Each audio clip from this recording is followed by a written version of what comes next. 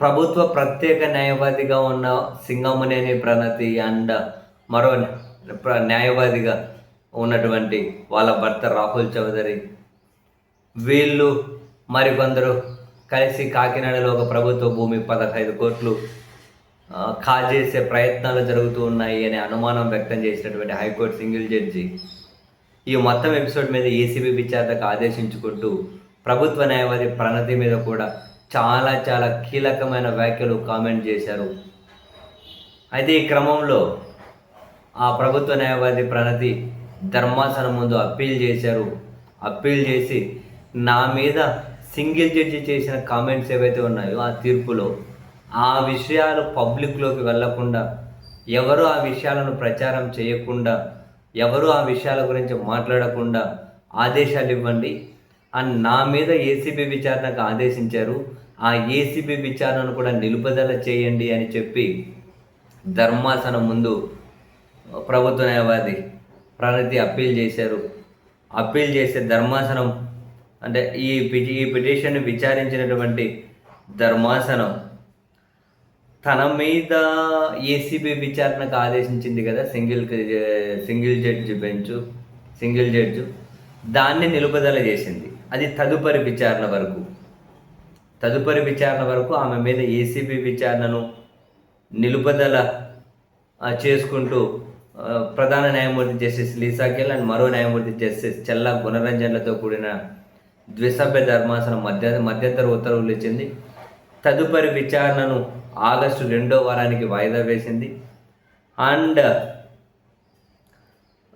ఇందులో ప్రతివాదులుగా ఉన్నటువంటి వాళ్లకు నోటీసులు ఇచ్చి వాళ్ళ వివరణకు అంటే కౌంటర్ దాఖలు చేయమని చెప్పి ఆదేశాలు ఇచ్చారు.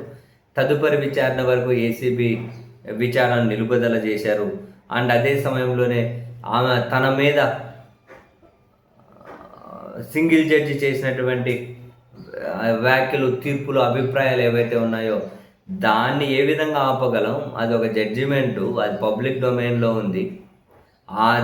ఆ తీర్పులో ఉన్నటువంటి అభిప్రాయాలను అయితే ఎవరు ఏమీ మాట్లాడకుండా, ఎవరు ఎక్కడ ప్రచురించకుండా మేమైతే ఆపలేము. అది పబ్లిక్ డొమైను, అటువంటివి ఎలా ఆపుతాం? అదైతే కుదరని పని అని చెబుతూ ఏసీబీ తీర్పును మాత్రం నిలుపుదల స్టే ఇచ్చారు ప్రస్తుతానికి.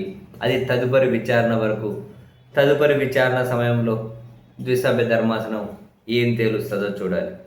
ఇది యాక్చువల్గా సింగిల్ జడ్జి చెప్పింది ఇదేంటి, ఇది చాలా సీరియస్ అంశము.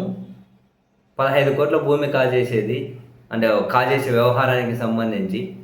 అంతకుముందేమో ప్రైవేట్ వ్యక్తులకు న్యాయవాదిగా ప్రణతి ఉన్నారు, ఇప్పుడేమో ఆమె ప్రభుత్వ న్యాయవాదిగా ఉన్నారు. ఇప్పుడు అదే ప్రైవేట్ వ్యక్తులకు న్యాయవాదిగా భర్త రాహుల్ చౌదరి ఉన్నారు. అండ్ ఇంతకుముందేమో ప్రభుత్వం మా భూమి అని చెప్పి ఇదే హైకోర్టుకు అఫిడవిట్ కౌంటర్ వేశారు. ఇప్పుడేమో మాకు సంబంధం లేదని కౌంటర్ వేస్తున్నారు. ఏదో జరుగుతుంది, దీని మీద విచారణ కావాలి అని చెప్పి సింగిల్ జడ్జి ఆదేశాలు జారీ చేశారు. ప్రస్తుతానికి ఇవైతే నిలుపుదల జరిగాయి. ద్విసభ్య ధర్మాసనం నిలుపుదల చేసింది తదుపరి విచారణ వరకు. అప్పుడు మళ్ళీ పొడిగిస్తారు, లేదు అంటే ఆ విచారణలో తేలే అంశాల మీద ఏసీబీ విచారణ గ్రీన్ సిగ్నల్ ఇస్తారో చూడాలి.